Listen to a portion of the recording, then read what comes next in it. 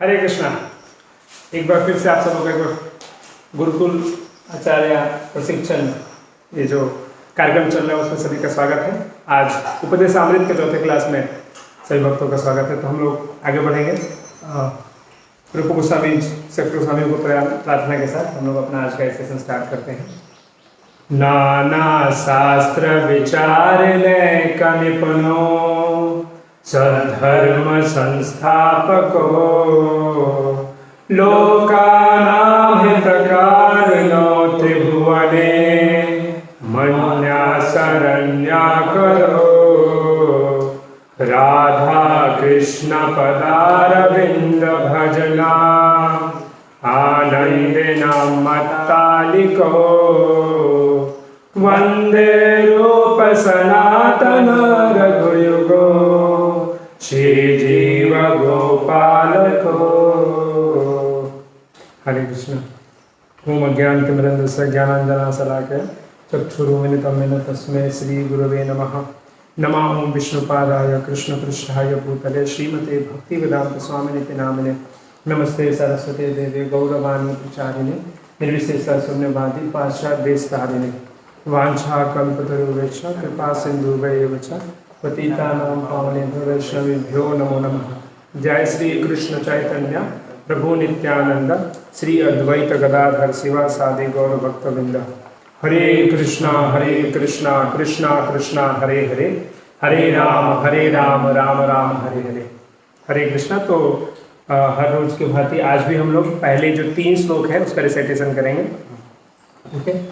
वाचो वेगम मनस क्रोध वेगम जिह्वा वेगम उदरोपस्थ वेगम एतान वेगान यो विसहेत धीरा सर्वापि माम पृथ्वी च स्यात् अत्याहार प्रयासस्य प्रजल्पो नियमाग्रह जनसंगस्य लौल्यं च सद्भिर्भक्तिर्विनश्यति उत्साह निश्चया धैर्या तत्तत्कर्म प्रवर्तनात् संग त्यागात् सतो वृत्ते सद्भिर्भक्ति प्रसीदति। हरे कृष्ण। तो हम लोग कल ऑलमोस्ट सेकेंड सेशन कवर कर चुके थे। लास्ट का जस्ट रिवीजन जो ब्लॉक डायग्राम का चार्ट है वो बचा था और लॉन्डर बचा था। तो हम उसमें एक थोड़ा सा क्विक रिवीजन कर लेते हैं कि पहला जो श्लोक था हमें बताता है कि कैसे जो 6 वेग हैं उसे हमें नियंत्रण करना है। अगर 6 लोगों को आप नियंत्रण करते हैं तो पूरी दुनिया में आप शिष्य बना सकते हैं, ऐसा रूप गोस्वामी बता रहे हैं। क्योंकि अगर आप उन 6 लोगों को नियंत्रण नहीं करेंगे तो ये प्रॉब्लम आएंगे। क्योंकि अत्याहार कहाँ से आएगा? आपका टंग कंट्रोल नहीं है, जिह्वा कंट्रोल नहीं है, इसलिए आपको ये प्रॉब्लम आएंगे। उसी प्रकार से मन का कंट्रोल नहीं, मन पे नियंत्रण नहीं है, इसलिए दूसरी चीजें आएंगी। एक्स्ट्रा प्रयास करोगे, जो आपने कल रैट रेस देखा था। तो वास्तव में सभी लोग अगर भगवान को जो प्रभुपाद जी परपट शुरू करते हैं तो किससे करते हैं शुरू? सादा जीवन। हमें सादा जीवन क्यों रखना है? और एक्चुअली भक्ति सिद्धांत ठाकुर या दूसरे आचार्यों से प्रभुपाद जी का जो परपट है वो इसलिए ज्यादा ऐप्ट हो जाता है क्योंकि अगर सादा जीवन आप फॉलो करोगे तो सारे ये प्रॉब्लम से हम बच जाएंगे। ये हम देख सकते हैं। तो उसी प्रकार से अत्याहार प्रयास से प्रजल्पो नियमाग्रह हम कर चुके थे, जनसंघ भी हाफ कर चुके थे, लॉलेम बचा था। तो ये सारा प्रॉब्लम कैसे क्रिएट होता है कि हम 6 वेगों को रोक नहीं पा रहे हैं, हम उसके प्रयास नहीं कर रहे, तो ये प्रॉब्लम आ रहे हैं। और ये 6 जो चीज है भक्ति के मार्ग में बाधा है, हर्डल्स हैं, और उसके में आप अगर भक्ति करना चाहते हो तो आप आगे नहीं बढ़ सकते हो अगर इन सब चीजों के साथ। तो हमें इनका क्या करना चाहिए? इन्हें छाया वेगा दोमी छाया दोषा शोधी, इन दोषों को शोधने का प्रयास, मतलब शुद्ध करने का प्रयास करना चाहिए। हमने तो कल देखा। तो 4 चीजें हम देख चुके थे। आज हम जनसंख्या को थोड़ा सा फिर से रिवाइज करके आगे बढ़ेंगे। तो हमने कल देखा था कि जनसंघ का मतलब क्या है कि किसके साथ आप संग कर रहे हैं। जिसके साथ आप संगति करेंगे वैसे उसकी आपकी इच्छा होगी, आपका मन बदलेगा और आप क्या करेंगे?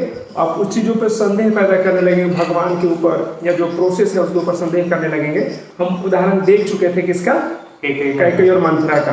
तो ये नेगेटिव एग्जाम्पल था। हमने पॉजिटिव एग्जाम्पल भी देखा था मृगारी का, राइट? कि अगर संग करेंगे तो जो संग है परसेप्शन क्रिएट करता है, उससे आप बदलाव आप में आ सकता है। मृगारी सीधा उदाहरण है, हमने कल देखा था। इसलिए हमारा चॉइस है कि हमें किसका संग करना है, हमें भक्तों और भगवान और आचार्यों का जो बताए गए रास्ते उसको संग करना है कि गलत लोगों का संग करना है। वो देखेंगे कौन कौन से लोग हैं, भक्ति कामी और कर्मी लोग। तो संग का मतलब क्या है, कुछ लोग केवल चिपक कर बैठना संग नहीं होता है।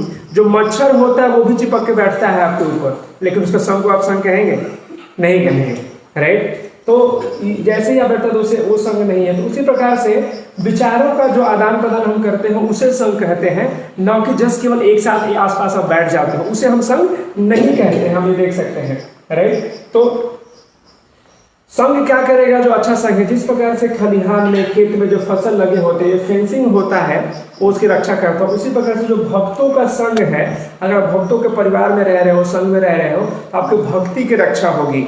जिस प्रकार से जो खराब संग है आपको भक्ति से दूर लेके जाएगा, उसी के अपोजिट जो उल्टा में क्या होगा, अगर भक्तों के संग में रहेंगे तो आपकी भक्ति की रक्षा होगी। हम ये देख सकते हैं, राइट। तो ये था जनसंघ के बारे में। लौल्यम क्या है, तो प्रभुपाद जी नॉर्मली लौल्यम को हम सुनते हैं तो हमें लगता है कि लालच। तो हाँ, यहाँ पे लालच किस सेंस में है, तो भुक्ति मुक्ति सिद्धि कामी सकले आसान, ऐसा बताया गया है प्रथम चैतन्य में। कृष्ण भक्त निष्काम अतएव शांत। तो ये जो भुक्ति है वाले लोग हैं, मुक्ति कामना करने वाले लोग, सिद्धि योगी लोग जो है वो लौल्यम कहा गया। तो उन्हें बहुत ज्यादा ये भी बाधा है। कोई भी लोग अगर इसके पीछे लग जाए, भुक्ति मतलब क्या हो, तो फुल कर्मी है, भोग करना है, भोग करना है, तो भोग करने की इच्छा क्या है आपका, वो बाधा है भक्ति में। सिंपली देख सकते हैं, अगर आप क्या करेंगे, क्लास के आने के पहले आपने बहुत ज्यादा खा लिया है या फिर जपा करने से पहले बहुत ज्यादा खा लिया, तो क्या होगा, आपको नींद आने लगेगा, राइट। क्योंकि आपने किसका ईर्ष्या कर चाहेंगे, तो बहिरंग शक्ति का सहारा लिया ना, आपके जीवन के ऊपर कंट्रोल नहीं है। तो आपने क्या क्या बहुत ज्यादा खा लिया, तो हेवी पेट हो जाएगा, तो आपको डाइजेशन के लिए वो एनर्जी लगती है, फिर आपको नींद आने लगेगी। तो भुक्ति मुक्ति, और ये भी यहाँ तक कि मुक्ति की आकांक्षा करना भी क्या है, वो बाधा है भक्ति में। भक्ति शास्त्री ठाकुर कहते हैं कि मायावाद और मुक्ति जो है ये प्रजल्प के अंदर आते हैं। इसकी बातें करना, उसके बारे में डिस्कस करना भी ये क्या है, एक तरह से लौल्यम है, और जो कि गलत है। और सिद्धि वाले जो लोग योग साधना करते हैं, क्यों, क्योंकि हमें कुछ विशेष प्रकार की सिद्धि प्राप्त करनी है, वो भी भक्ति के मार्ग में बाधा है। तो प्रभुपाद जी इन तीनों चीजों को, ये जो 6 चीज है उसको मना कर रहे हैं कि ये अगर 6 चीजें रहेगी तो हम भक्ति में अच्छी प्रकार से आगे नहीं बढ़ सकते। 6 चीज क्या क्या है, अत्याहार। अत्याहार का मतलब क्या है, ज्यादा खाना या फिर ज्यादा कलेक्शन करने का प्रयास करना, पहला चीज था। दूसरा क्या था, प्रयास। जब आप ज्यादा खाना चाहोगे, ज्यादा कलेक्ट करना शुरुआत करोगे तो क्या होगा, प्रयास ज्यादा करना पड़ेगा। जैसे आपने रैट रेस के वो मूवी में देखा, अत्याहार प्रयास से प्रजल्पो।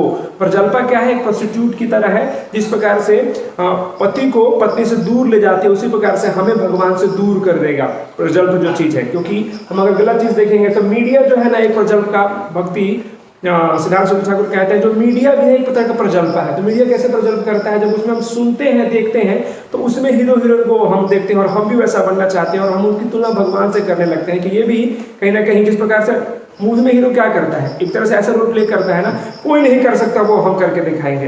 एक्चुअली वो कौन है, हमारे लिए भगवान है। लेकिन उस प्रकार से वो सारी चीजें, तो वो प्रजल्प है। जल संग हमने देखा कि गलत संग करने से क्या होगा, हमारी भक्ति का नाश हो जाएगा। और लौल्यम, ये हमने भी देखा कि लौल्यम जो है, इस तरह का लौल्यम नहीं होना चाहिए। अपने खुद को केंद्र रख करके लौल्यम जो रखोगे आप, जबकि क्या वो नहीं है, नियमाग्रह बीच में छूट गया। अत्याहार प्रयास से प्रजल्पो नियमाग्रह। नियमाग्रह जो क्या है, 2 वर्ड था उसमें, आग्रह एंड अग्रह।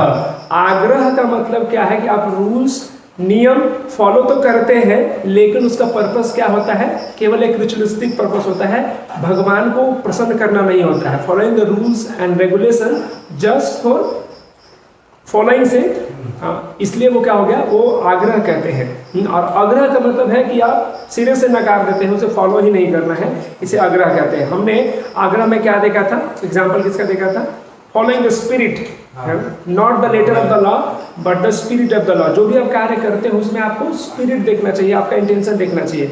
उदाहरण किसका हमने देखा था याद रखने के लिए, वो घोड़े और साधु बाबा और उनके शिष्य का, राइट। तो हमने देखा था। तो अभी हम पूरे चार्ट को एक बार देखेंगे, तो जो हमने पूरा डिस्कस किया था आप यहाँ पे देख सकते हैं। अगर आपको वहाँ पे पूरी तरह अच्छी तरह से नहीं दिख रहा है तो कोई बात नहीं, आपको ये चार्ट पहुँच जाएगा थोड़ी देर में, आप उसको देख सकते हैं।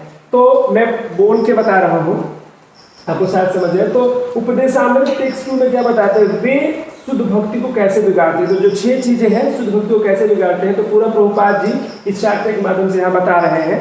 अगर आप उससे बचने से क्या लाभ होगा, ये चीज है पूरे परफेक्ट में प्रभुपाद जी के। तो अगर आप मान लीजिए जैसे कि हम लोग एग्जाम के लिए पढ़ाई करते थे, हमें टीचर बताते थे कि कुछ स्पेशल मार्क करके रखो या फिर एक ऐसा चार्ट बना के रखो, तो आप ये केवल चार्ट अगर आप देख लेते हो तो पूरा प्रभुपाद जी जो परफेक्ट में तात्पर्य में बता रहे हैं आपको सारा कंक्लूड हो जाएगा इसको केवल देखने मात्र से। तो हम एक एक करके देखेंगे। तो पहला चीज बता रहे हैं इसमें कि अत्याहार। अगर आप अत्याहार में देखोगे तो प्रभुपाद जो पहला चीज किसका उदाहरण दे रहे हैं, अगर नहीं दिख रहा है तो मैं आपके लिए पढ़ के बताता हूँ। उदाहरण देते हैं चावल और पक्षी का, कि कैसे पक्षी जो है, जो जानवर है, जो पक्षी पशु पक्षी है, वो लोग अत्याहार नहीं करते, हम करते हैं, क्योंकि हम लोग स्टोर करने की प्रवृत्ति आती है।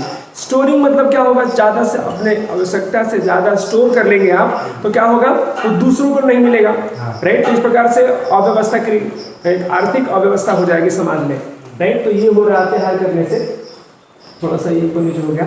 हाँ, एक चीज जो मैंने कल नहीं बताया था वो थी कि क्या, कुछ लोग भक्ति सिद्धांत सरस्वती ठाकुर कहते हैं, कुछ लोग एक ऐसा उनका टाइटल रहता है maximum good for maximum people, सर्वे सुखिनम भवन्तु। मतलब क्या करते हैं वो लोग, धर्म का उपयोग करते हैं किसके लिए, हाँ, भौतिक कार्यों के लिए। उसे भी भक्ति सिद्धांत सरस्वती ठाकुर कंडेम करते हैं, जो कि नहीं होना चाहिए, वो भी अत्याहार के अंदर आएगा। यहाँ पे प्रभुपाद जी 1.2.9 से कोट करते हैं, धर्मस्य ही अपवर्गस्य नर्थ गाय कल्पते नाथस्य धर्म कांतस्य कामो लाभाय ही स्मृतः। सारे धर्म निश्चित रूप से चरम मुक्ति के लिए है, उनका उपयोग वो कभी भी भक्ति लाभ के लिए नहीं करना चाहिए, भौतिक लाभ के लिए नहीं करना चाहिए। ये चीज प्रभुपाद जी वहाँ पे लिख के बता रहे हैं। तो ये चीज आई कि जो कोई भी धार्मिक कार्य है उसका उपयोग अगर इन सब के लिए कर रहे हैं तो वो गलत है। कुछ उदाहरण बता सकते हैं आप, सोचिए कि कौन सा ऐसा धार्मिक कार्य करके आप भौतिक लाभ प्राप्त करते हैं। हमारे समाज में होता है सारी चीजें, पूजा होती है, पूजा तो उसमें लोग धन इकट्ठा करते हैं, फिर अपने भौतिक। जी हाँ, तो कुछ लोग ऐसे होते हैं जो पूजा पाठ करते हैं। विशेष रूप से हम इनका उदाहरण ले सकते हैं जो कि प्रोफेशनल रिसाइटर्स होते हैं भागवतम का। भागवतम कथा करना है 20 लाख रुपए लगेंगे। तो धर्म का प्रचार नहीं हुआ, वो धर्म के आधार पर क्या हुआ, अत्याहार हो गया एक तरह से। तो वो गलत है, राइट, वो अत्याहार गलत है। धर्म के लिए आपको कोई भी चार्ज नहीं करना चाहिए वास्तविक रूप से। तो ये देखो, उसके बाद क्या उदाहरण देते हैं प्रभुपाद जी, आगे चल के बताया फिलॉसफी देते हैं, एक एनालॉजी देते हैं कि कैसे अगर मोची, एक मोची का उदाहरण मैंने कल छोड़ दिया था। एक जो कॉबलर होता है, मोची होता है, क्या करता है, अपने पिछले लाइफ में बहुत बड़ा बिजनेसमैन था और उसने अपने बेटों के लिए बहुत सुंदर घर बनाया, लेकिन जस्ट भोग करने ही वाला था उसकी मृत्यु हो जाती है। और कहीं ना कहीं से उसको क्या होता है कि उसको अगले जन्म जब होता है उसके घर के सामने ही होता है और मोची के रूप में होता है, और उसे याद रहता है कि ये मेरा ही घर है। तो एक दिन घर में घुस जाता है, मेरा घर है भाई, घुस गया। जब घुस गया तो उसके घर के लोग ही उसके जूते निकाल कर ही उसे मार मार के भगा देते हैं। तो इस प्रकार का जो चीज है आपको आगे नहीं करेगा। अत्याहार करने का क्या फायदा, पूरा जीवन भर अत्याहार करने से प्रॉब्लम क्या होता है, सादा जीवन नहीं होता है। सादा जीवन नहीं होने से क्या होगा, आप भक्ति नहीं कर पाएंगे। इसीलिए अत्याहार क्या है, बाधा है। और वही कर्मी की किताबें, ज्ञानी की किताबें, कर्मी किताबें लिखते हैं रिच डैड पुअर डैड, ऐसे बुक्स लिखते हैं लोग और सोचते हैं कि आप पढ़ करके कैसे अमीर बनना है। तो ये सारी चीजें है ना अननेसेसरी प्रॉब्लम क्रिएट करते हैं दूसरे जो मासूम जनता है उनके लिए भी। ज्ञानी किताबें वो सब वो भी इसी सेंस में आएगा। कल्याण के कार्य प्रभुपाद जी बार बार बता रहे हैं कि जो कम्युनिस्ट लोग हैं और कैपिटलिस्ट लोग हैं, पूंजीवादी और साम्यवादी, दोनों के बीच में झगड़ा होते रहता है कि मैं कल्याण करूंगा, लेकिन दोनों में से कोई भी साम्यवादी ना कम्युनिज्म वाले कर पाते हैं ना कैपिटलिस्ट वाले। क्योंकि कैपिटलिस्ट कौन है, हाँ, जो कुछ वर्ग के लोग रहते हैं जो सारा संपत्ति एक साथ रखना चाहते हैं, राइट। और कम्युनिज्म में साम्यवाद मतलब बोलते हैं कि समानता रखेंगे, लेकिन वहां पर भी समानता रख नहीं पाते क्योंकि भगवान केंद्र में नहीं है उनके, वो खुद केंद्र में है, क्योंकि कृष्ण पर केंद्रित नहीं है उनका प्रयास, इसीलिए वो प्रॉब्लम है। जैसे कि उदाहरण देते हैं कि अगर सड़क पे प्रभुपाद जी उदाहरण देते हैं कि 100 रुपए का नोट या $100 पड़ा है, तो एक व्यक्ति क्या करेगा, उसे लेकर चोरी कर लेगा। तो क्या हो गया, वो भुगती हो गया, एक तरह से कामी हो गया, लोभी हो गया, राइट। तो लेकर के अपने पॉकेट में रह जाएगा। उसका वो नहीं है, उसने ले लिया। दूसरा क्या आएगा, त्याग देगा। एक तरह से वो क्या करेगा, वो नहीं मेरा नहीं है, योगी की तरह, मुझे ये नहीं लेना है, ये मेरा है ही नहीं। लेकिन भक्त क्या करेगा, वो जिसको बिलोंग करता है उसे देगा। तो इसका उदाहरण प्रभुपाद जी देते हैं। और ईशोपनिषद 1 क्या है, ईशावासम नम जन्म यत्किंचित् जगतां जयम्। तो तब जो श्लोक है वो बताता है कि कैसे सब कुछ, सबका भाग भगवान ने निश्चित किया है, अपने भाग को ही लेना चाहिए। तो ये जो पाठ है अत्याहार का पाठ है, हम देख सकते हैं। तो यह हम ऑलरेडी कर चुके हैं, इसके ऊपर ज़्यादा समय अगर बिताएंगे तो दूसरे श्लोक के समय चला जाएगा। फिर भी प्रयास के पीछे हमने उदाहरण देखा था, कैसे अधिक प्रयास करेंगे तो किसके लिए लोग प्रयास करते हैं, तो प्रोस्टिट्यूट हाउस के लिए, घरों के लिए। तो समस्या क्या है कि अगर अत्याहार करोगे, प्रयास करोगे तो आपको इंक्वायरी के लिए समय नहीं मिलेगा भगवान का, और सरल जीवन हम नहीं जी पाएंगे। प्रजल्पा में हमने मेढक का उदाहरण देखा था, और भी बहुत से उदाहरण देखे थे प्रजल्पा में। और नियम आग्रह में हमने अच्छे से शुरू में भी डिस्कस किया कि आग्रह क्या है, कोई भी नियम पालन करना केवल नेमसेक के लिए, आनंद लेने के लिए, उसको पालन करने का आपको कोई आध्यात्मिक कारण नहीं है। और आग्रह है नियम को पालन नहीं करना, और यहाँ आग्रह है नियमों को स्वीकार करना, बट जस्ट रिचुअलिस्टिक वे में ऐसा दिया गया है। और जनसंघ का मतलब क्या है कि शेयर मार्केट, अगर ऐसे लोगों के साथ संग करोगे तो क्या होगा, वो शेयर मार्केट की बातें, इस तरह की बातें, उस तरह की बातें करते रहेंगे। लेकिन नरोत्तम दास ठाकुर क्या कहते हैं, भक्त से निवास, भक्तों के साथ वास करेंगे आप तो वो भक्ति में क्या चीजें बताएंगे, आप आगे बढ़ सकते हो। लौल्यम हमने देखा क्या कि भक्ति मुक्ति सिद्धि कामी, ये जो लौल्यम के अंदर आएंगे, जो भक्ति मतलब जो लोग भोग करना चाहते हैं, मुक्ति मतलब योग के द्वारा मुक्ति प्राप्त करना चाहते हैं, और सिद्धि मतलब साधना करना चाहते हैं कुछ, तो ये साधना के बल पे सिद्धि प्राप्त करना चाहते हैं, विशेष प्रकार की सिद्धि, और ये लिबरेशन वाले लोग हैं। तो ये 6 चीज है भक्ति के लिए क्या है, बाधक है, यही रूप गोस्वामी में बता रहे हैं। और भक्तों को इनके चक्कर में नहीं फंसना चाहिए। अगर आप ये नहीं करेंगे तो फायदे क्या क्या होंगे, आप एक आदर्श, तो प्रभुपाद जी बता रहे हैं कि केवल भक्तों के लिए नहीं, क्योंकि भक्तों को भी कहाँ रहना है, समाज में रहना है। तो ये सारी चीजें अगर लार्ज स्केल पे किया जाए तो आदर्श समाज की स्थापना होगी। अत्याहार नहीं करेंगे तो बहुत सिंपल एंड पीसफुल लाइफ लोग रह सकते हैं, लेकिन वो नहीं करने से ही सारा प्रॉब्लम आ रहा है। एनिमिटी कम हो जाएगी। आज के डेट में एक कंट्री दूसरे कंट्री से क्यों छीनाजोरी कर रहा है, क्योंकि क्या है, वो अत्याहार है, सब इंडोर करते हैं। कभी कभी ऐसा लोग मैंने सुना करते हैं कि जानबूझकर दूसरे देश से चीजें खरीद करके उसे पानी में डाल देते हैं और अपने पास जमा करके रखते हैं। जब सब जगह का सब कुछ खत्म हो जाएगा तो अपना 1 रुपए का चीज 100 रुपए में बेचेंगे फिर। तो इस तरह की चीजें करते हैं। तो शत्रुता की भावना भी आती है। आर्थिक कुप्रथाओं का ठीक होना, जो आर्थिक जो बहुत से ऐसे प्रॉब्लम्स हैं वो ठीक हो जाएंगे। राजनीतिक में भी पॉलिटिकली स्थिरता आएगी।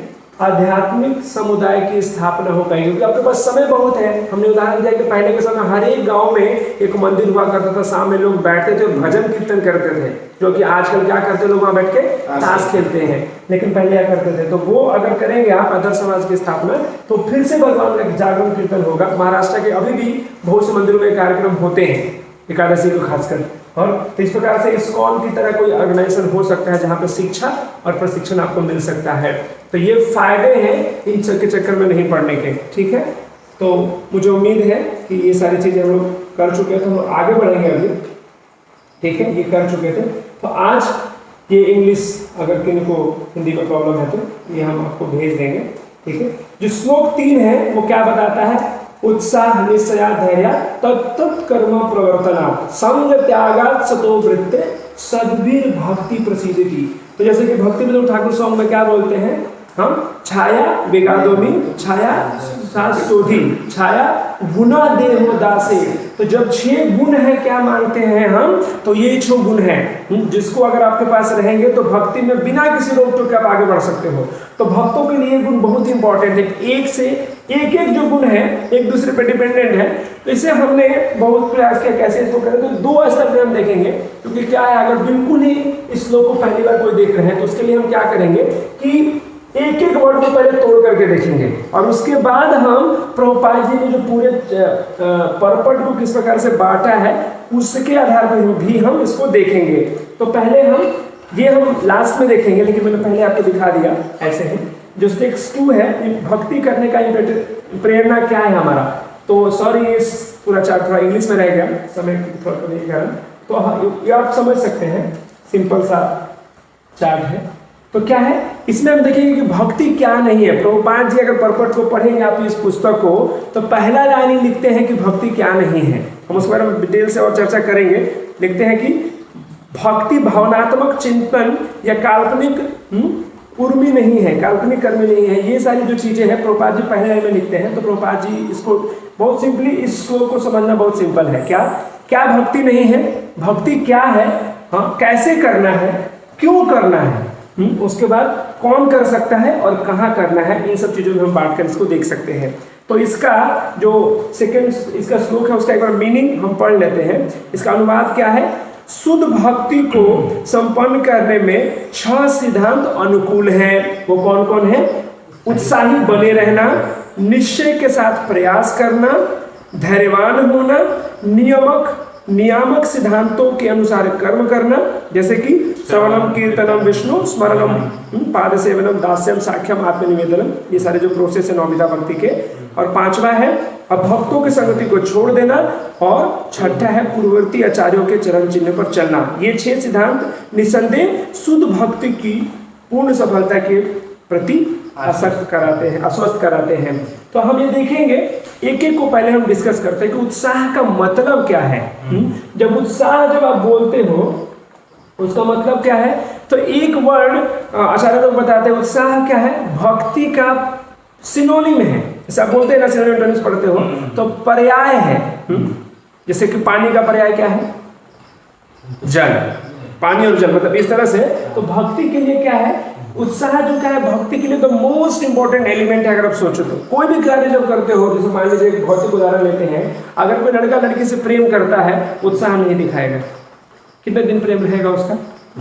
रहेगा तुरंत, उसमें बहुत उत्साह होना चाहिए। आप देखते हो ना, जब बहुत कुछ चीज़ छोड़ देते हैं, मैं जानता हूँ ऐसे ऐसे लोगों को जो खाना पीना छोड़ देते हैं, पढ़ाई लिखाई छोड़ देते हैं, राइट। इंजीनियरिंग के समय में जब ऐसे कुछ लोग रहते हैं तो ये इंजीनियरिंग के समय जब क्वेश्चन पेपर कहीं गलती से मिल जाता था या इंपॉर्टेंट क्वेश्चन मिल जाता, तो मैं देखता था कि लड़के क्या करते थे, पहले किसको कॉल करते थे? अपने दोस्त हैं, फिर भी एक विशेष दोस्त को फोन करते थे। समझ सकते हैं? तो उस तरह का उत्साह होना चाहिए भगवान की भक्ति करने के लिए। भक्त को जो 6 गुण चाहिए ना, थोड़ा सा कोई समय मिले तो इसको करने का प्रयास करना, उत्साह के साथ करने का प्रयास करना चाहिए। हाँ, ऐसा नहीं होना चाहिए कि 16 माला हो गया तो 16 माला हो गया। हाँ, एक भक्त मतलब ऐसे मैं देखा कि भक्त मेरा 16 माला हो गया, तो हमें सोचना है कि वो खुशी किस बात की है? वो 16 माला कंप्लीशन की है कि 16 माला करने के बाद जो आनंद आया है उसकी? दोनों में अंतर है। अरे यार 16 का माला हो गया, चलो जाने दो, हाँ वी हैव फिनिश्ड इट, आज हमने 16 माला खत्म कर दिया। खत्म नहीं किया, पूरा किया है। और बताते हैं कि वैसे उत्साह आना चाहिए, लेकिन हमें क्या है, अभी हम रोगी हैं, तो रोग की अवस्था में क्या होता है कि हम उस तरह का नहीं हो पाता हमारे लिए उत्साह, लेकिन धीरे धीरे हमें ऐसा आना चाहिए। तो उत्साह का मतलब कभी लोग ऐसे कोई तो शुरू में भक्ति में आते हैं जैसे ऐसा, जैसे पटाखे होते हैं ना, आपने देखा है, मैं वो पटाखा ढूंढ रहा था, नहीं मिला मुझे, वो नहीं क्या बोलते हैं उसको? रॉकेट भी नहीं, वो फुलझड़ी, वो तुरंत टूटती। तो हमारा उत्साह उस प्रकार से नहीं होना चाहिए। वो क्या है, तो हमारा उस तरह का उत्साह नहीं होना चाहिए जो कि कभी कभी शुरू में ऐसा होता है, लेकिन उत्साह हमारा लॉन्ग लास्टिंग होना चाहिए। तो मैं आपसे अभी मेरा आपसे प्रश्न है कि ओह माय गॉड, तो हमारा प्रॉब्लम है, सॉरी हमारा प्रश्न है आपसे कि हमारा उत्साह कैसे बढ़ाएं, ये आपको बताना है। आप आपका उत्साह कैसे बढ़ा सकते हैं, ये आपका टर्न है। वेरी गुड, बाय हियरिंग उत्साह बढ़ सकता है। लेकिन प्रॉब्लम क्या है कि जब आप बोलते हैं ना कि हम बिल्कुल लो हैं, तो सुनने का मन ही नहीं करेगा। भक्तों का संग कीर्तन में तो लो है तो फिर भक्तों के संग में भी नहीं जाएंगे। बोलेंगे प्रभु जी, एक प्रभु जी आए हैं वहां पे लेक्चर दे रहे हैं, चलिए। अरे नहीं यार, मन नहीं कर जानकर। तो मतलब सारे आंसर ऐसे बोलते हैं ना, भक्ति का कोई आंसर गलत नहीं है। लेकिन प्रभुपाद जी जो वर्ड लिख रहे हैं क्या है, उत्साह का मतलब प्रभुपाद जी लिख रहे हैं कि उत्साह कैसे आएगा? वृद्धि के साथ, बुद्धि के साथ प्रयास करना, एंडेवर विद इंटेलिजेंस। तो आप उत्साह को समझ पा रहे हो ना, एक्चुअली उत्साह का मतलब क्या है कि एंडेवर विद इंटेलिजेंस। और इंटेलिजेंस कैसे स्ट्रांग होगा? जो आपने बताया, श्रवण से, प्रभुपाद जी बोलते हैं बुक रीडिंग से। तो इस तरह से उत्साह बढ़ेगा आपका, राइट। तो लेकिन प्रॉब्लम क्या है, एंडेवर विद इंटेलिजेंस हम क्यों करना चाहिए? क्योंकि क्या है, माया बहुत ही पावरफुल है। माया इतनी पावरफुल है कि मत सोचिए, वो कभी भी आपको नहीं छोड़ेगी। माया का अपना एक प्रोटोकॉल है, एक एक करके हर एक स्टेज में हर एक लेवल के भक्तों को चित कर देती है। वो जो पहला लेवल है आप यहाँ देख सकते हो, वो पहला लेवल क्या है कि पहले लेवल पे माया क्या करेगी, जो बिल्कुल बिगिनर भक्त रहते हैं, माया वहां पे क्या करेगी, उत्साह को कम करने के लिए वो डाउट लाएगी, क्रिटिसाइज कराएगी, डिस्करेज कराएगी, संदेह और निराशा पैदा करता है। राइट। पहला से जो माया क्या करेगी, आपको संदेह और निराशा लाएगी। उसमें क्या होगा, आपका उत्साह चला जाएगा। नहीं यार, वो बोल रहा था कि तू भी डबल डिग्री, जब एक भक्त जब इंजीनियरिंग कॉलेज में गया तो लोगों ने क्या बोला उसको, आपका डुअल डिग्री कोर्स होगा, बीटेक की डिग्री के साथ बाबा का भी डिग्री मिलेगा। हाँ, तो इस प्रकार के कभी कोई लोग झेल नहीं पाते हैं तो वो क्या होगा, उधर से ही छोड़ के चले जाएंगे। माया सक्सेसफुल आपके उत्साह को बिल्कुल जीरो कर दिया, क्योंकि बिना उत्साह के आप ये कार्य नहीं कर सकते हो। तो ये था पहला। दूसरा अगर आप देखोगे क्या है कि अगर कोई यहाँ से पास कर गया, माया को हरा दिया यहाँ पे कि नहीं मुझे कोई बाजू वाला कुछ भी बोले लेकिन मेरे सुपीरियर्स और मेरा खुद का फीलिंग ऐसा कि करना चाहिए, तो माया अपना दूसरा हथियार अपनाएगी। क्या, टू एरर इज ह्यूमन बोलते हैं। हम इंसान से गलतियां होती रहती है, तो वो क्या करेगी, आपको गिल्टी फीलिंग कराएगी, अपराध का बोध कराएगी। मतलब आपको नहीं लगेगा कुछ गलती कर दिया आपने ना, मन आपको बराबर ही हेमत करता है, मूर्ख है तू, मूर्ख है। आप पहले मन ही गलती कराता है और बाद में ब्लेमिंग गेम भी मन ही खेलता है, क्योंकि मन कंट्रोल में नहीं है ना, देख नहीं इतना आसान नहीं है मन को कंट्रोल में करना। तो मन क्या करेगी, गिल्टी, इतना गिल्टी फीलिंग कराएगी, बोली कि नहीं तुमसे ना हो पाएगा, आपसे नहीं होगा, अभी आप छोड़ दो। गिल्टी फीलिंग करवा करके आपको क्या करेगी, छोड़ देगी। लेकिन भगवान क्या ऐसा करते हैं, भगवान क्या चाहते हैं वो हम नहीं सोचते हैं। यहाँ पे भगवान भगवद गीता में 8वें 9वें चैप्टर में आई थिंक बोलते हैं, अपि चेतस दुराचारो भजते माम अनन्य भाव साधु एवं समन्तव्य सम्यक व्यवस्थितो हि स।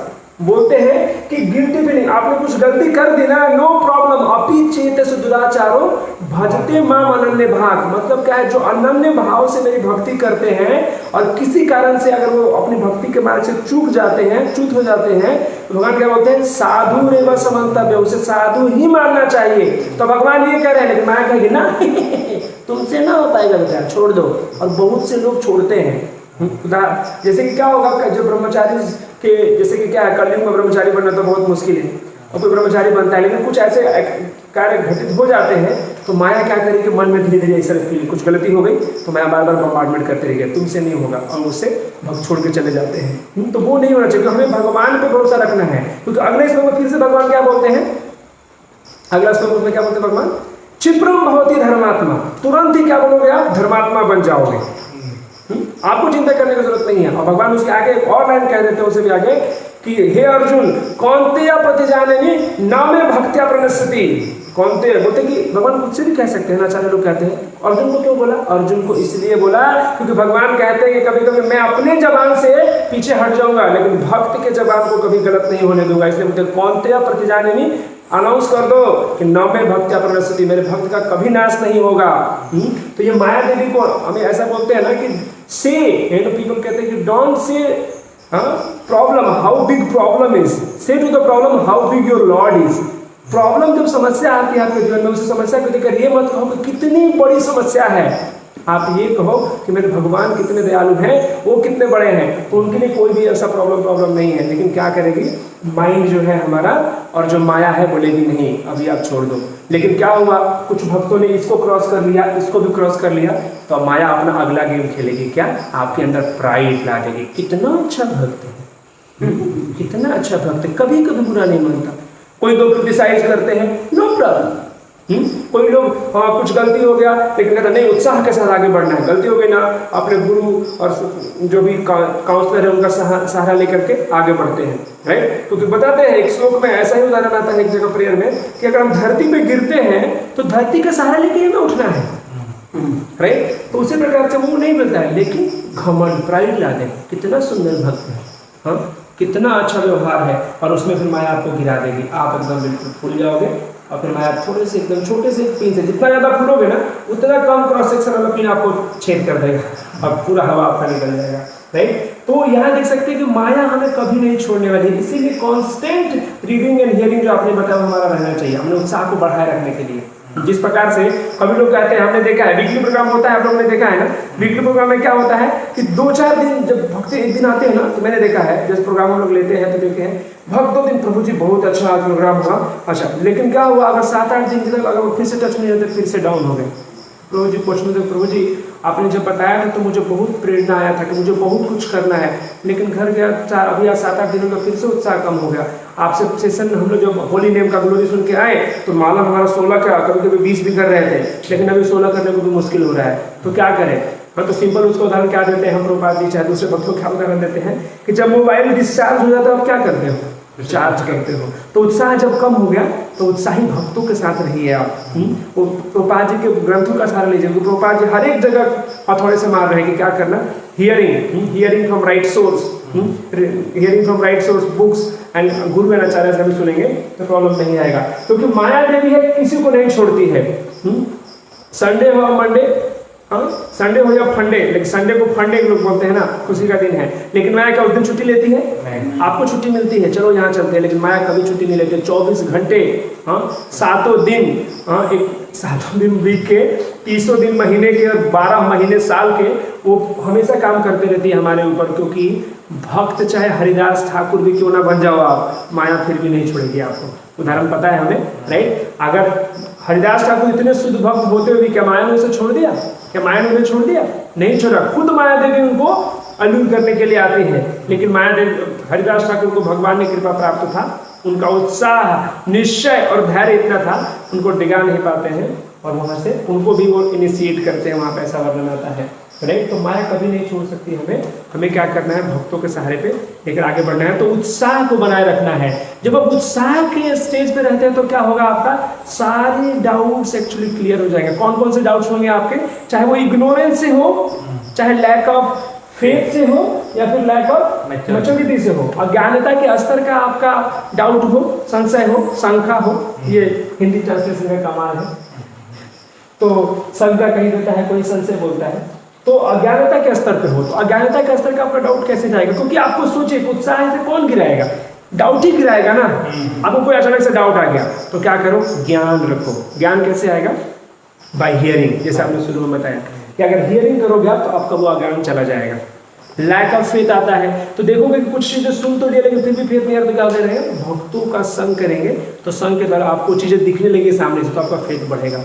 और ये जो परिपक्वता की कमी, संख्या तीन प्रकार की होती है, वो लैक ऑफ मैच्योरिटी के कारण भी क्या होगा? आपको शंका होगा। तो कुछ कुछ चीजें हैं आपको समय के साथ ही आपको वो समझ में आएगी।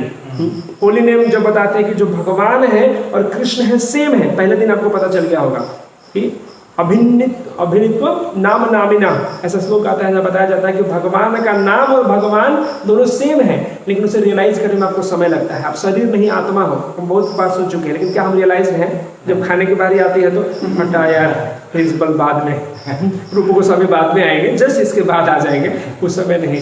तो इसीलिए क्या होता है, कुछ जो चीजें हैं आपको मैच्योरिटी, जब आप आगे बढ़ोगे तो वहां पे आपको समझ में आएगा। तो क्या होगा? उत्साह के स्तर पे सारी चीज आपको जब चले गए तो उत्साह के बाद क्या आएगा? आपका निश्चय। निश्चय जब बहुत ही आप बिल्कुल ही उत्साहित हो, इंथुजियास्टिक हो, तो निश्चय, जो कार्य करना है उसके प्रति बिल्कुल गोल क्लियर रहेगा, आपका लक्ष्य बिल्कुल क्लियर है कि आपको करना क्या है, बिल्कुल ऐसा राइट वे आप जा सकते हो सीढ़ी पे चढ़ के गोल के प्रति। हाँ, और साथ ही साथ क्या होगा?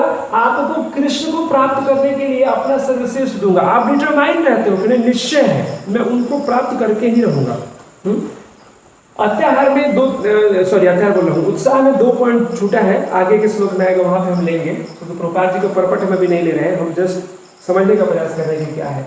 तो मैं कृष्ण को प्राप्त करने के लिए कुछ भी करूंगा, ये हम देख सकते हैं, ये डिवोटी कर सकते हैं। तो ये कुछ हम उदाहरण देख सकते हैं भागवतम से कि उदाहरण क्या है? समुद्र को सुखाने के लिए दृढ़ संकल्पित पक्षी। हाँ, आप उदाहरण सुने हैं, ये आपने नाम उदाहरण सुना होगा कि दृढ़ निश्चय कैसा था कि एक बार एक पक्षी के अंडे को उसने समुद्र किनारे अपना अंडा दिया, तो पानी आया और अंडे को लेकर चला गया, तो समुद्र में उसके अंडे चले गए उस पक्षी के। तो पक्षी ने कहा कि हे समुद्र, मेरे अंडे मुझे वापस कर दो। लेकिन क्या सोचते हैं आप, कभी समुद्र भाव देगा? चल निकल इधर से। तो क्योंकि पक्षी बहुत एक तरह से इनसिग्निफिकेंट है इस वास्ट समुद्र के कंपैरिजन में, उसने कुछ भाव नहीं दिया। तो इसको देखकर के पक्षी गुस्सा हो गया, उसने निश्चय कर लिया, उसका उत्साह अपने प्रेम जो था उनके प्रति, जो अंडे प्राप्त करने के लिए, तो उसके कारण क्या हुआ? उसको निश्चय आया कि मैं निश्चय से क्या करूंगा, इसको सुखा दूंगा। तो सुखा सकती थी क्या?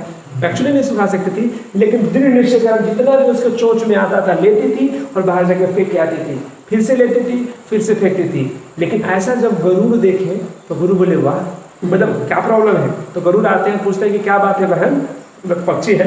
तो बहन तो बोले कि ऐसी ऐसी बात है। तो बोले ठीक है। बोले समुद्र तुम अभी के अभी दे दो, नहीं तो क्या करेंगे, तुम्हें मैं सुखा दूंगा। और ये समुद्र को पता था कि अगर गरुड़ देव लग जाएंगे तो वो सुखा सकते हैं। तो पूरा अपने अंडा को वापस दे देते हैं, उसके अंडे को वापस दे देते हैं। तो दृढ़ निश्चय जो है, उत्साह निश्चय आप जो है यहाँ पे हम देख सकते हैं कि पक्षी के दृढ़ निश्चय से क्या हो सकता है, उन्होंने समुद्र, आपकी निश्चयता अगर बहुत कठोर है तो प्रॉब्लम्स आएंगे। हम भक्ति के मार्ग में बहुत से आपको निश्चय को दिखाने के प्रॉब्लम आएंगे, लेकिन आप बिल्कुल क्लियर हो तो आपको कोई नहीं रोक पाएगा। दूसरा उदाहरण क्या है, ध्रुव महाराज का उदाहरण है। जब ध्रुव महाराज को उनकी माँ, सौतेली माँ का नाम क्या था, सुरुचि, उनकी माँ का नाम था सुनीति। तो सुनीति जो थी वो ध्रुव महाराज को बहुत ही गंदे तरीके से डांटती है। उत्थानपाद उनके पिता थे, क्योंकि उत्तम और ध्रुव दोनों ही अपने पिता के गोद में बैठे थे।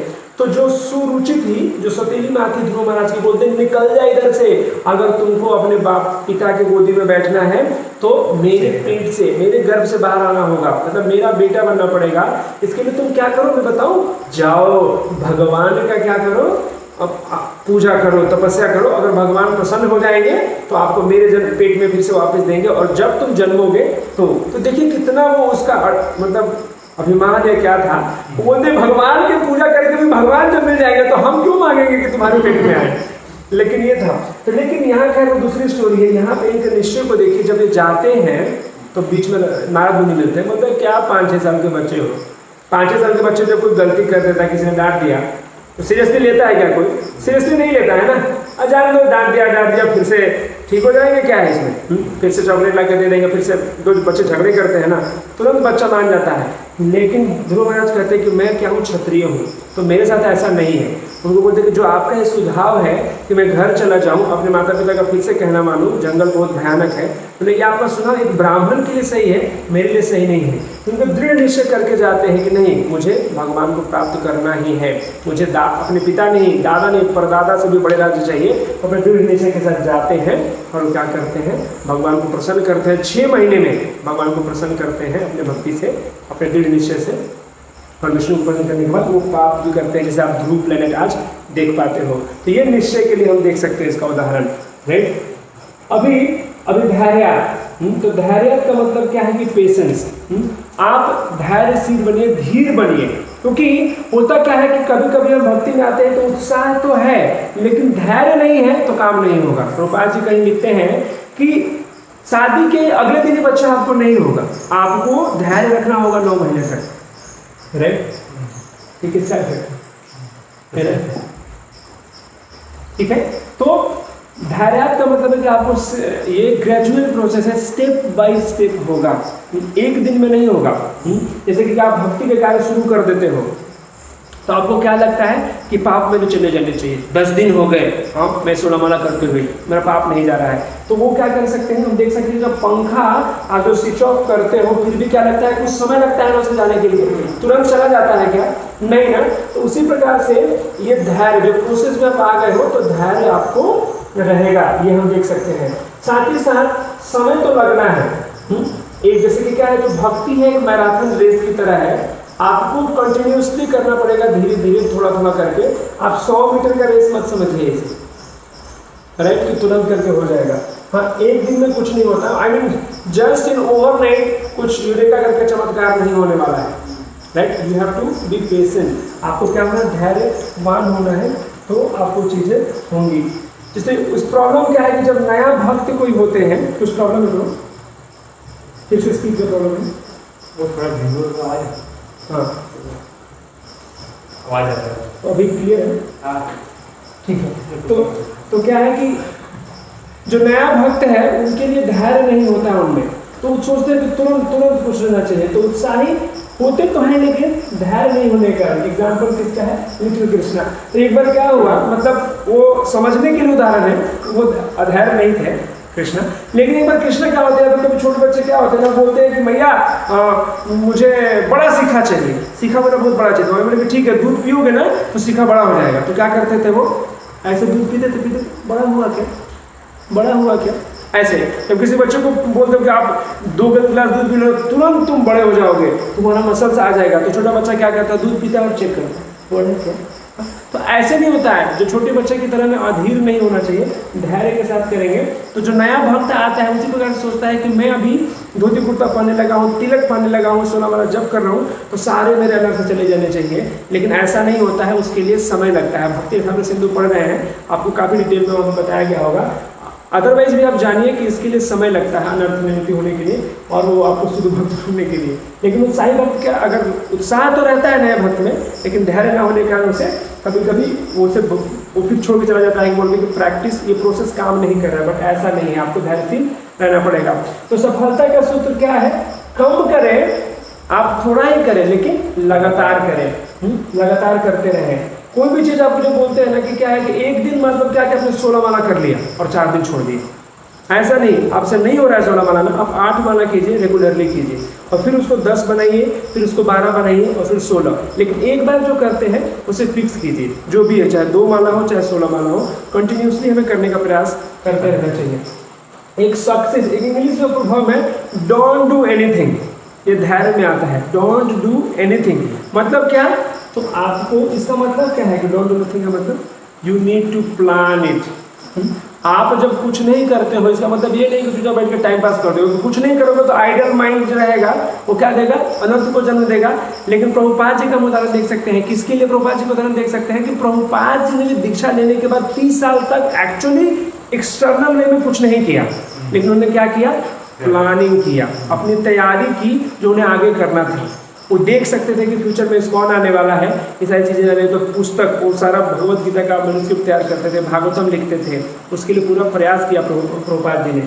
तो कुछ मत करो का मतलब क्या है कि आप धैर्यशील होकर के टाइम दीजिए, अपने आप ऊपर टाइम दीजिए। बॉडी बिल्डिंग जो लोग करते हैं, एक दिन में बॉडी आता है क्या? टाइम देना पड़ता है, धैर्य चाहिए आपको भक्ति में।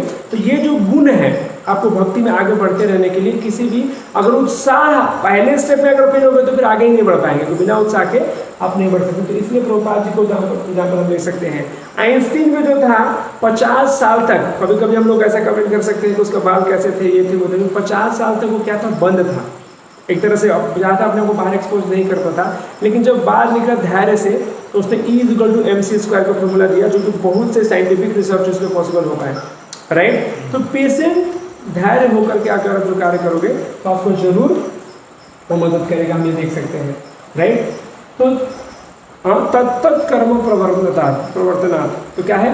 उत्साह निश्चय धैर्य तत्त कर्म प्रवर्तनात्। अगर क्या करेंगे? नियामक सिद्धांतों के अनुसार अगर कर्म करेंगे तो क्या होगा? आपको भक्ति में आगे बढ़ेगी। कौन कौन से नियम? यम एंड नियम। तो यम किसे कहते हैं हम? यम का मतलब होता है कि जो चीज़ें प्रोहिबिटेड है, आपके लिए मनाही है। हमने बहुत बार देख लिया है कि no meat eating, no gambling, no intoxication and no illicit sex, ये 4 चीज़ें हमें वो नहीं करनी है। ये यम हो गया। नियम क्या है? तो नियम क्या है? हाँ, जो हमें करना है वो क्या क्या है? ABCD, एसोसिएशन ऑफ डिवोटीज, संग, B for books reading, C for chanting and D for diet, right. तो कोई ये सोच सकता है कि नियम फॉलो करने से ऐसा हो सकता है क्या? केवल नियम फॉलो करने से नहीं हो सकता है, क्योंकि नियम किसके द्वारा दिया गया है वो इम्पोर्टेंट है। नियम शास्त्र में दिए हैं, नियम भगवान के द्वारा आए हैं, इसीलिए उसको जब आप पालन करेंगे तो तत्त कर्म प्रवर्तनात्, आपकी जब उनके साथ उनके बताए हुए रास्ते पर अगर चलेंगे तो हम नियमों का पालन करते हुए चलेंगे तो हमारा भक्ति में विश्वास, उत्साह, निश्चय बढ़ेगा। ये यहाँ पे ऐसा बताया जा रहा है। हम क्योंकि अगर आप क्या करोगे? नियमों का पालन नहीं करोगे, अगर नियमों को आप तोड़ोगे तो प्रॉब्लम क्या है? नियमों को तोड़ने में आपका उत्साह चला जाएगा। मुख्य रूप से प्रभुपाद जी कहते हैं कि जो इलिसिट सेक्स करेंगे उनको क्या होगा? उनका बिल्कुल ही उत्साह चला जाता है। तो नियमों को आपको नहीं तोड़ना चाहिए, खास करके। और कोई भी चीज़ तोड़ोगे तो प्रॉब्लम आएंगे, लेकिन मुख्य रूप से ऐसा बोलते हैं, राइट। तो अब हम देख सकते हैं कि अगला क्या बताया कि संग त्यागा। तो किसका किसका हमें संग देखना चाहिए? ये थीम बार बार आ रहा है, पिछले वाले सिंह में भी था, उसके पहले वाले में सिंह था कि संग जो है हमें किसका नहीं करना चाहिए? तो कर्मी। कर्मी का मतलब क्या है? जो लोग हमेशा कर्म को प्रधान मानते हैं वो क्या कहते हैं? कर्मण्येवाधिकारस्ते, बस उससे आगे कुछ नहीं कहते हैं। क्यों? कर्म करो, नहीं आगे क्या बोलते हैं भगवान? कर्मण्येवाधिकारस्तु मा फलेषु कदाचन मा कर्म फल हेतुर्भुः मा ते कर्मों से कर्मणि, माते संगुस्ते या कर्मणि, सॉरी। तो यहाँ पे क्या कहते हैं लोग, केवल पहला पार्ट लेते हैं कर्म करो, लेकिन भगवान क्या बोलते हैं उसमें आगे, कर्म करो फल की इच्छा मत करो। तो बोले तो फिर कर्म क्यों करूँ, फिर नहीं करूँगा। तो बोले नहीं, आपको करना पड़ेगा, किसके लिए, तो खुद के शुद्धिकरण के लिए। और उसके थर्ड वाला पार्ट जो है ABC वाला पार्ट क्या कहता है कि आपको ये नहीं समझना चाहिए कि जो कर्म कर रहे हो उसके कारक आप हो, उसके कारक आप भी नहीं हो, कारक कोई और है। तो खैर कर्म करो कि हमें त्याग देना चाहिए। कर्मी लोग क्या सोचते हैं कि कर्म महान है, कर्म के आधार पर हम सब कुछ प्राप्त कर लेंगे, वो गलत रहता है। क्योंकि आपका इंडेवर एक चीज होता है, 100% में जब आप इंडेवर देते हो तो 20% ही काउंट होता है। आपका सराउंडिंग काउंट होता है, आपका परमात्मा काउंट होता है। ऐसे 5 फैक्टर होते हैं, काल काउंट होता है जो आपके रिजल्ट में आता है। लेकिन आप कर्म को ही प्रधान मानते हो वो गलत है। तो ऐसे लोगों का संग त्याग देना चाहिए हमें। और ज्ञानी लोगों का जो क्या समझते हैं कि मैं ज्ञान के दम पे भगवान को प्राप्त कर सकता हूँ, that is not possible. Prabhupada ji उदाहरण देते हैं हाँ कि ज्ञानी जो है वो क्या है, वो सोचते हैं भगवान को हम कैसे प्राप्त कर लेंगे, ज्ञान के माध्यम से। तो बंदर का उदाहरण देते हैं प्रभुपाद जी। जो ज्ञानी है वो सोचता है, बंदर के बच्चों को देखे रहेंगे कि माँ बच्चे को नहीं पकड़ती है, बच्चा माँ को पकड़ता है, तो गिरने के चांसेस ज़्यादा रहते हैं क्योंकि बंदर ने नहीं पकड़ा है। लेकिन भक्त उदाहरण के लिए प्रभुपाद जी किसका उदाहरण देते हैं, बिल्ली का, बिल्ली और कैट और किटन का, उसके बच्चे का। तो वहाँ पे बिल्ली जो है अपने बच्चों को यहाँ से पकड़ती है, लेकिन वो खुद पकड़ रही है तो गिरने का कोई चांस नहीं है। उसी प्रकार से वहाँ करना चाहिए। तो जो ज्ञानी लोग हैं केवल ज्ञान के मार्ग के आधार पर भगवान को प्राप्त कर लेंगे, ऐसा उनका मानना होता है, जो कि गलत है। योगी उसी प्रकार के योग के माध्यम से, और अभक्त का तो कहिए मत, राइट। तो सतोवृत्ते है, तो यहाँ भी बताते हैं कि हमें जो छठा गुण क्या बताया गया, सतोवृत्ते का मतलब क्या है कि पूर्ववर्ती आचार्यों, पूर्ववर्ती जो भी आचार्य उनको पद चिन्हों पे चलना, जो उसे बताए हैं उनके अनुसार चलना। तो जो हमने देखा 6 चीज, जो 6 गुण है, ये उसका मीनिंग इस प्रकार से है। और प्रभुपाद जी क्या कहते हैं, अभी हमने जो देखा था उसको फिर से अभी एक एक करके यहाँ पे हम डिटेल में जाएंगे, राइट। और उस पीछे के भी जो हमने डिस्कस किया है उसको हम रेफर करेंगे। तो पहला है कि भक्ति क्या नहीं है। आप बुक का पहला लाइन पढ़ेंगे तो आपको पता चलेगा, प्रभुपाद जी लिखते हैं कि भावुक सेंटिमेंटल स्पेकुलेशन जो है वो भक्ति नहीं है। इसको आप उदाहरण देख सकते हैं। कौन सेंटिमेंट, किसे सेंटिमेंटल कहा जाता है, सहजिया, बिल्कुल सही। जो सहज, भक्ति को बिल्कुल भी सहज समझते हैं। भक्ति is really simple but not easy, ऐसा बताया जाता है कि भक्ति सिंपल तो है लेकिन इजी नहीं है, राइट। तो बाद में कभी डिस्कस करेंगे। लेकिन यहाँ पे सेंटिमेंटल जो स्पेकुलेटर है उन लोगों को प्रभुपाद जी कह रहे हैं कि वो भक्ति नहीं है। काल्पनिक परमानंद मतलब क्या है, इमेजिनेटिव एक्सटेसी या फिर मेंटल स्पेकुलेशन जो करते हैं वो भक्ति नहीं है। आपके मन का मतलब मन में आया तो क्या करेंगे, आज मन में आया तो आज हम 64 वाला करेंगे, कल नहीं करेंगे, ये भक्ति नहीं है। अपने मन से है वो कार्य मत कीजिए। उदाहरण आता है कि एक बार एक वॉइस एक जगह में क्या हुआ, एक बच्चा था, वो कहीं से मार्कंडेय ऋषि का उदाहरण सुनता है। उन्होंने क्या किया, अपने तपस्या के बल पर उन्होंने सारे इंद्रियों को नियंत्रण कर लिया। वो बोला मैं भी करूँगा, मैं भी अपने इंद्रियों को नियंत्रण करूँगा। ऐसा करने का प्रयास करता है, 10 दिन करता है, और 11वें दिन क्या होता है कि वो जगह पे वो सेंटर में बहुत बड़ा फीस्ट होता है, गुलाब जामुन, रसगुल्ला, रसमलाई और उसका फेवरेट रबड़ी भी था। तो वो क्या करता है, उस समय क्या करता है कि वो नियम तोड़ देता है, फिर बोलता है कि नहीं वो बाद में करेंगे। और वो क्या करता है, फिर से प्रभुपाद जी को ही कोट कर देगा। वो प्रभुपाद जी कोट करके क्या कहता है कि प्रभुपाद जी कहते हैं कि जो प्रसाद होता है भक्ति में वर्धन है। तो देखिए प्रॉब्लम कहाँ है यहाँ पे प्रॉब्लम है क्या, उसका मेंटल स्पेकुलेटेड है। तो उसका उत्साह जो है भक्ति करने का, 64 वाला करना है, कोई बोलेगा क्या प्रभु जी अच्छी बात है ना, आप क्यों रोक रहे हो। तो इसलिए गलत है क्योंकि उसका मनोकल्पित है, मन की कल्पना से आया हुआ है, तो वो प्रॉब्लम है क्योंकि वो मन की कल्पना से आया है। और फिर ये भी अलग से अपने दूसरे कार्य को भी उस शास्त्र का उदाहरण देकर के वो क्या कर सकता है, वेरीफाई कर सकता है, मतलब कि उसको बोनाफाइड घोषित कर देता है कि गुलाब जामुन खाना सही है। तो ये देख सकते हैं। तो पूरी रात जब करेंगे वो मेंटल स्पेकुलेशन का ही इशारा है। और इसको क्या बोलते हैं, ये हमने देख लिया कि मेंटल स्पेकुलेशन का एक तरह से उदाहरण है। और वो उत्साह लगता है कि वो उत्साह है, लेकिन वो उत्साह ज़्यादा दिन तक नहीं टिकेगा। क्यों नहीं टिकेगा, क्योंकि वो कहाँ से आया है, माइंड से आया। हाँ, तब तक कर्म प्रवर्तित नहीं हुआ है वहाँ पे। वो किसी अगर किसी सीनियर ने उनको बोला है तो फिर उधर से आपको शक्ति भी मिलेगी और उनके द्वारा आप किए गए कार्य को करते हो। लेकिन खुद से करते हो तो ऐसा नहीं होता है। एक बार क्या हुआ, प्रभुपाद जी जब शुरू के दिनों में राधा कुंड पे आते हैं तो लोग, ये लोग जो मेंटल स्पिरिचुअल लोग रहते हैं ना, उन्हें राधा कुंड में जाकर के प्रेम से भक्ति करेंगे। हाँ, मेंटल स्पिरिचुअल हो गया, इमेजिनेटिव एक्सप्रेसिव हो गया, तो वो लोग जाकर के वहाँ पे करते हैं। तो वैसे ही प्रभुपाद जी के जो शिष्य शुरू के दिनों में वहाँ पे आए और देखे तो बोले कि प्रभुपाद जी ने देखिए हम लोग को प्रचार करना है और हम प्रैक्टिकल लेना चाहते थे, हम 16 माला का ही जप करेंगे। बोले नहीं, हम 64 माले का जप करेंगे। तो प्रभुपाद जी ने बोला कि नहीं करना चाहिए, और उस पॉइंट को आगे बढ़ाया ज़्यादा उनको बोला नहीं कुछ। तो वो गए राधा कुंड में रहने लगे और 64 माला का जप करने लगे। तो किसी ने आकर बोला इनको, प्रभुपाद जी को ऐसा है। बोले कि अभी क्या कर सकते हैं, नहीं सुन रहे हैं तो। और कुछ दिनों के बाद देखा तो 64 माला, फिर कभी 128 माला भी करते थे, 1-2 महीने तक किए। और उसके बाद वो कहाँ मिले पता है आपको?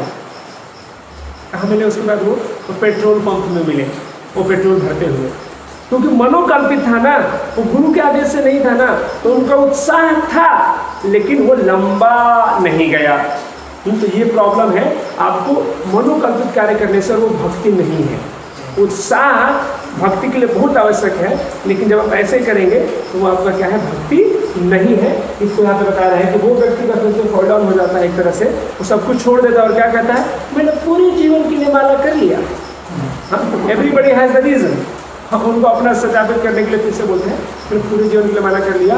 और ऐसे लोग जो कहते हैं ना कि हम राधा कुंड में जाकर निवास करेंगे और भक्ति करेंगे, उन लोग का जीवन कहाँ पे जाता है, तो कहीं इस अवैध संघ में जाकर के उनका समाप्त होता है, उनकी लीला, सो कॉल्ड लीला, राइट। तो ये हम देख सकते हैं कि अगर आप ये सारी जो चीज़ें आपकी भक्ति नहीं है, जो मेंटल आपके मन के बुद्धि की तरफ से आ रही है, वो भक्ति नहीं है। तो बोलोगे भक्ति क्या है, तो 1.1.11 बताइए, भक्ति सिंधु क्या है? इच्छाओं को बंद नहीं कर सकते हैं आप, बहुत सुंदर से प्रभु ने एक्सप्लेन किया है इस लोग को। इच्छाओं को बंद नहीं कर सकते, अन्य अभिलाषा बोला गया है। अन्य मतलब कृष्ण को छोड़कर और जो कोई अभिलाषा है उसे शून्य करना है। अन्य अभिलाषा शून्य, ज्ञान कर्म आदि अनावृतम। अभी हमने ज्ञान और कर्म के बारे में देखा, राइट। उसे में बाहर होना चाहिए, ज्ञान कर्म आदि अनावृतम। अनुकूल ने कृष्णानु, अनुकूल रूप से भगवान के, जो भगवान के फेवरेबल वे में, बहुत सुंदर वह उदाहरण आता है, लेकिन अभी समय नहीं है। तो इस प्रकार से वो भक्ति हुआ। भक्ति का मतलब क्या है, आपका सक्रियता।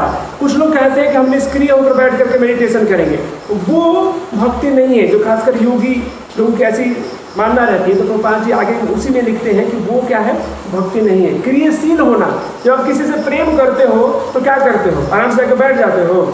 नहीं, आप कुछ करते हो उनके लिए, सोचते हो कि उनकी प्रसन्नता का कार्य क्या है। तो भगवान खुद से कह रहे हैं, प्रभुपाद जी भक्ति को कैसे ट्रांसलेट करते हैं, डिवोशनल सर्विस। ये बहुत इंपॉर्टेंट है, राइट। तो भक्ति का मतलब सक्रियता है, न कि निष्क्रिय होकर के बैठ जाना। भक्ति सेवा से लगाव है, अटैचमेंट टू डिवोशनल सर्विस।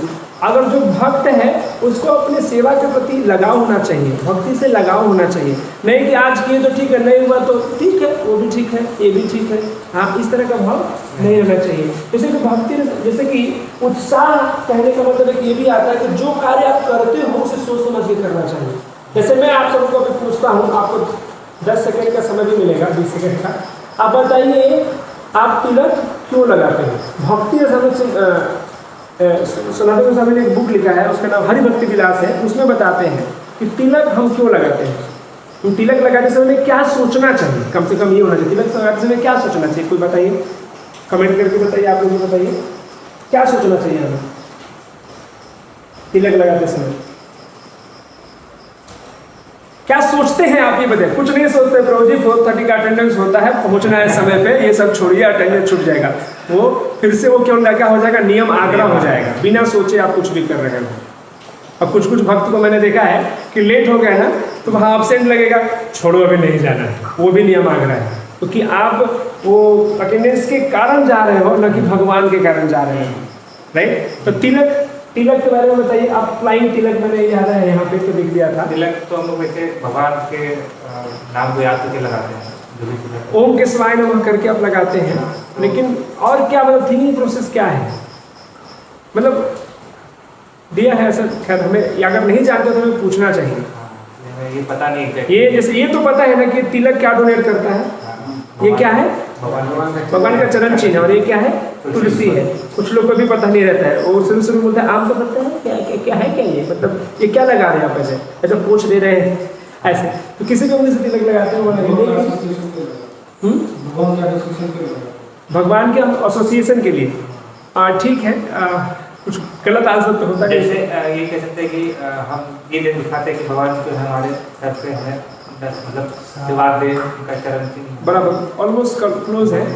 भक्ति समेत सिंधु में हरि भक्ति विलास में संत गोस्वामी कहते हैं कि अब जब हम तिलक लगाते हैं तो हमें ये सोचना चाहिए कि हमारा जो सिर है केवल भगवान के लिए झुकेगा, भगवान भक्तों के सामने झुकेगा उस सेंस में। और जो तुलसी है एक से ये सोचना चाहिए कि तुलसी कहाँ पे लगाते हैं, हम कोई भी कार्य को पूर्ण करना चाहते हो तो उस प्रकार से हमें चीज़ों के बारे में जानकारी होना चाहिए। ये तो क्या होता है ना कि आपको अगेन इग्नोरेंस, आपने देखा था ना उत्साह में हमने डिस्कस किया कि अगर उत्साह से आप निश्चय में जाओगे बिल्कुल आप गोल क्लियर है, लेकिन पहले ही प्रॉब्लम है क्या, किसी ने कुछ पूछ दिया और डाउट आपको क्लियर नहीं है तो उत्साह कमी हो जाएगी, राइट। तो ये सारी चीज़ हमारे क्लियर होना चाहिए तो हम आगे इजीली बढ़ सकते हैं, राइट। पहला भक्ति क्या नहीं था, क्या है, और भक्ति ठीक है, भक्ति पता चला क्या है, लेकिन कैसे करें, मतलब उत्साह का वर्धन कैसे करें। तो 7.5.23 श्रीमद् भागवतम क्या है श्लोक वो, प्रहलाद महाराज कहते हैं श्रवणम कीर्तनम विष्णु स्मरणम पाद सेवनम अर्चनम वंदनम साख्यम दास्यम आत्मनिवेदनम इति पुंसार्पितो भक्ति इति पुंसाम अर्पितो भक्ति। भक्ति से 9 लक्षणा प्रहलाद महाराज श्लोक कहते हैं, उसके आगे है, यहाँ पे नहीं दिया है। तो उस श्लोक में आगे बताते हैं कि ये जो 9 लक्षण है क्या क्या है, श्रवणम कीर्तनम विष्णु स्मरणम पाद सेवनम अर्चनम वंदनम दास्यम साख्यम आत्मनिवेदनम, ये भक्ति के 9 लक्षण है। इसके द्वारा हम भगवान की भक्ति कर सकते हैं। किसी भी अंग को ले लीजिए, जैसे प्रभुपाद जी यहाँ लिखे हैं कि एक एक पॉइंट को 9 विधा जो भक्ति है उसको एक एक करके लिखे हैं। जैसे श्रवण आप बता सकते हैं, आप लोग एक एक करके आप लोग कमेंट में लिखिए कि किसके कौन परफेक्शनिस्ट है। जो श्रवण के लिए परफेक्शनिस्ट किसे माना जाता है, परीक्षित महाराज। हाँ, दूसरे कीर्तन के लिए सुखदेव गोस्वामी कीर्तन के लिए, राइट, कीर्तन विष्णु। फिर स्मरणम भगवान का स्मरण प्रहलाद महाराज, राइट। फिर भगवान के चरणों की सेवा लक्ष्मी जी। अर्च विग्रह की पूजा ये बताइए पृथ्वी महाराज, वेरी गुड। फिर भगवान को नमस्कार करना वंदनम कौन है, 10th कैंटो अक्रूर जी, अक्रूर जी। भगवान के दास के रूप में कार्य करना हनुमान जी। भगवान के साथ मित्रता अर्जुन बहुत फेमस है। और लास्ट में आत्मनिवेदनम बलि महाराज, राइट। तो ये जो लोग हैं एक एक लिंब को हम लिखा है कि कैसे करें, देखिए एक एक लिंब को पकड़ के उन्होंने अपने आप को कंप्लीट कर लिया। और फिर अम्बरीश महाराज का उदाहरण आता है सबके लिए, समय मना कृष्ण पदार अविंदयो, वो पूरा जो श्लोक आता है 7th कैंटो में, वहाँ पे आई थिंक 7th कैंटो या 9th कैंटो में आता है, आगे पीछे हुआ कुछ। तो ये कैसे करें, तो इस प्रकार से हम कर सकते हैं। और ये सब करने से हमें उत्साह आएगा, श्रवणम कीर्तनम विष्णु और जो भी सारे कार्य करेंगे अंडर गुरु। तो ये तत्त करना प्रवर्तनात् के अंदर आ जाएगा कि हमें क्या करना है, किसी गुरु के अंदर रह के करना है। भगवद गीता 4.30 सॉरी इसमें भागवतम गलती से लिखा गया है, ये भगवद गीता होना चाहिए 4.34। वहाँ पे क्या श्लोक आता है, तद्विद्धि प्रणिपातेन परिप्रश्नेन सेवया उपदक्षन्ति ते ज्ञानम ज्ञानिनस्तत्त्वदर्शिनः। तो बताते हैं कि भक्ति कैसे करना है हमें, तो गुरु के संरक्षण में करना है, राइट। और फिर आगे आता है कौन सा है उपनिषद है, मुंडक उपनिषद 1-12 में आता है कि वहाँ पे तत् विज्ञानार्थम गुरु एवं अभिगच्छेत्, कि आपको क्या करना है, गुरु के शरण में जाना है। तो तत्त प्रवर्तनात् होता है, कर्म में प्रवर्तन कैसे आएगा, तो नियमों को पालन करके आएगा। 3-4 मिनट थोड़ा सा, ठीक है, देखते हैं इसका, राइट। तो यहाँ पे ये चीज आती है। और फिर चैतन्य चरितामृत में भी यहाँ पे कोट करते हैं, कौन सा, ब्रह्मांड भ्रमिते कोनो भाग्यवान जीव गुरु कृष्ण प्रसाद पाए भक्ति लता गई। तो हमारे जो पूर्ववर्ती आचार्यों की मदद से या फिर गुरु के सहारे से ही हम आगे बढ़ सकते हैं। ये दिया हुआ कैसे भगवान की भक्ति करना है। फिर क्यों करें, क्योंकि भक्ति क्या है, बहुत ही दुर्लभ है। यहाँ तक कि डेमीगॉड्स भी डिजायर करते हैं कि इस धरती पे आके भगवान का वंदना करें तो भगवान को प्राप्त करें। आनंदमय है। रूप गोस्वामी उदाहरण देते हैं कि हमें इस बद्ध अवस्था में नहीं लगता है कि भगवान का नाम कैसा है, लेकिन वो क्या बोलते हैं कि मेरे जीव एक क्यों है, लेट देयर बी थाउजेंड, करोड़ों जीव होने चाहिए और करोड़ों काल होने चाहिए कि जब मैं भगवान का नाम लूँ तो जो वो मेरे हृदय में जाता है तो मुझे बहुत ही प्रफुल्लित कर देता है, आनंद देता है। और ये मुक्ति क्या है, मुक्ति भी प्राप्त होती है। खैर ये मुक्ति डिफरेंट है, इन द सेंस भक्त कभी मुक्ति का आकांक्षा नहीं करते हैं, लेकिन बाय डिफॉल्ट वो बाय प्रोडक्ट्स के रूप में मिल जाती है। कौन कर सकता है, तो भक्ति ये जो कार्य है कोई भी कर सकता है, इसके लिए कोई भी बॉन्डेज नहीं है। कोई भी ईमानदार ऑनेस्टली अगर कोई प्रैक्टिस करना चाहता है वो कर सकता है। और कहाँ करना है, तो जहाँ भी प्रभुपाद जी ने अपना ऐसे केंद्र बनाए हैं, वो इस्कॉन के रूप में हो सकता है या किसी और दूसरे रूप में, तो हम वहाँ पर जा करके सारी चीज़ें कर सकते हैं। तो समय तो समाप्त हो चुका है, लेकिन हम लोग कल इसको फिर से थोड़ा सा, ये श्लोक ऑलमोस्ट कंप्लीट हो चुका है, लेकिन थोड़ा सा रिलेशन करना जरूरी था कि कैसे जो सारे प्रोसेस है इंटरकनेक्टेड है, राइट। कल 5 मिनट इसके ऊपर देंगे। ये लास्ट लाइन से हम लोग आज खत्म करते हैं। लास्ट का लाइन क्या है कि इंग्लिश में बहुत ही फेमस लाइन है, devotional service is so pure and perfect that once having begun one is forcefully dragged to ultimate success. हाँ, हिंदी में पढ़े, भक्ति सेवा इतनी शुद्ध और परिपूर्ण है कि एक बार शुरू करने के बाद जो करता है वो बलपूर्वक खींचा चला जाता है उसमें। तो ये बहुत ही पावरफुल है। हम लोग फिर से कल इसके ऊपर चर्चा करेंगे, लेकिन अभी जो देखे हम 6 गुण थे, उत्साह, निश्चय, धैर्य, तत्त कर्म प्रवर्तना, संग त्यागा, सतोविद्य, सद्भिर भक्ति प्रसिद्धति। ये हमें भक्ति को आगे बढ़ाएगा। इसी के साथ हम विराम देंगे, नहीं तो दूसरे जो प्रभु जी है वो बाद में ठीक है। Hare Krishna, thank you very much. Hari बोल।